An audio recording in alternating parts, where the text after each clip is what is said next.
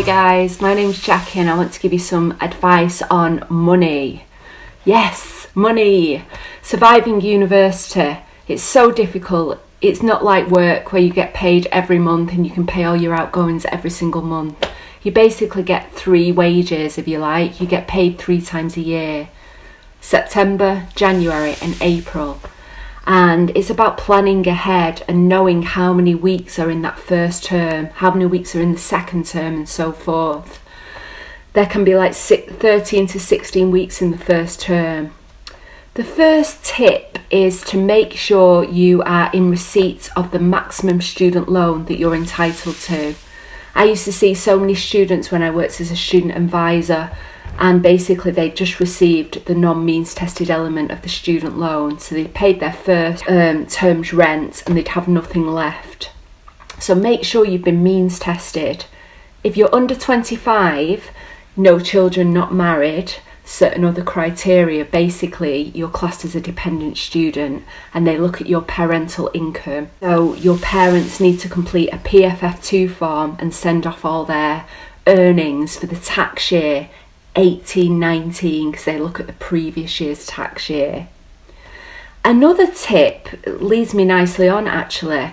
If your parents earn quite high in 18-19 but they've had a massive drop in income, perhaps due to the climate that we're in with the COVID-19, you can ask for a current year assessment and they will do it on this year's finances and not the year 18-19. So that's also a good tip, to ask for a current year assessment.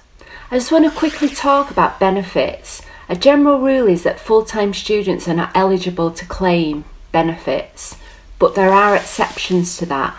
If you are a parent or you're classed as sick or disabled, then you may be eligible to claim benefits such as universal credit, or if you're on legacy benefits as they're known, child tax credits and housing benefit.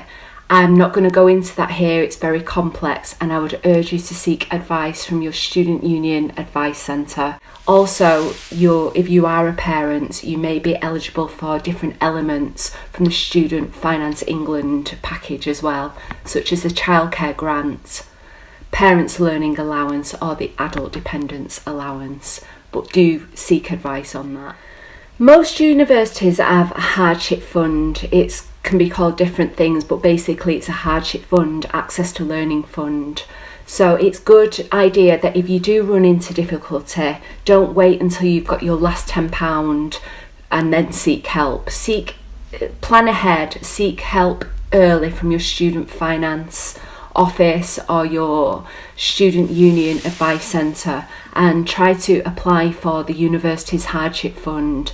The one where I used to work used to take 4 weeks to process. People would come in absolutely desperate and it would take 4 weeks to process. So do sort of plan ahead, and if you think you're going to run out of money in sort of November time, go and seek help early on.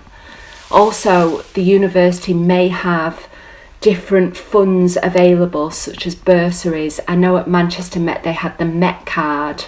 I can't speak for all universities, but I know if you go and seek help, most universities have a hardship fund. Obviously it's very difficult being a student. You need to be prepared to maybe take on a part-time job. Very difficult in the current climate now, but a lot of students would take on bar work or restaurant work, shop work. Go and see your student union. Student unions usually take on a lot of student staff on reception or in the bars, in the shops.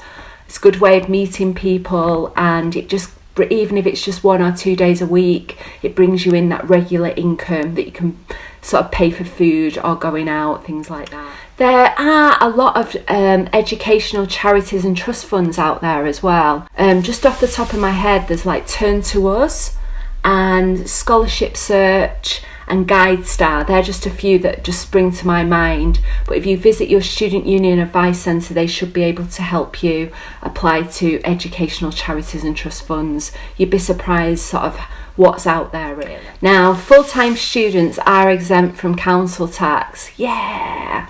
You need to be careful though if you're sharing sort of a household, because it's the property that is exempt. So if the property is full of students, and that property is exempt from council tax.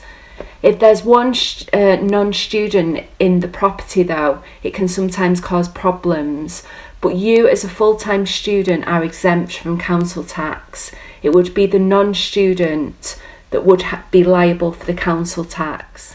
Lots of banks offer student accounts which obviously come with overdrafts. For certain different banks that offer good student packages that you don't have to repay until a certain time, or with low interest or low overdraft fees. Other general tips are, if you've got any debts, try and renegotiate your debts. Some students' unions are excellent, and if you've got sort of loans or credit cards, they can help you renegotiate sort of minimum payments. I used to do a lot of debt work, and we would sort of set up £1 a month or £5 a month paying back debts while you're a student. Internet banking on your phone if you can. Obviously lots of people have that already. It's just a very simple tip, but sort of just keeping an eye on what's coming in, what's going out of your bank account is helpful as well. If you're going to travel home, try and book tickets in advance because they're much cheaper. I think the biggest tip is to do some budgeting, actually writing down some figures, looking at what you've got coming in and what you've got going out. Just a quick recap then. Maximise your income. Make sure you're getting the full entitlement to student loans. If you've got children or you're sick or disabled, get advice on benefits or supplementary grants from Student Finance England, such as the childcare grant, parents' learning allowance. Go see your university, see what bursaries they're offering. If you're struggling, seek help early. Look at the university's hardship funds. Look at the educational charities and trust funds. Having a quick look at my notes. Be prepared to take on some part-time work. Low rent. If you've got debts, try and renegotiate your debts. Don't forget you're exempt from council tax. Internet banking. Plan ahead. Good luck, everyone.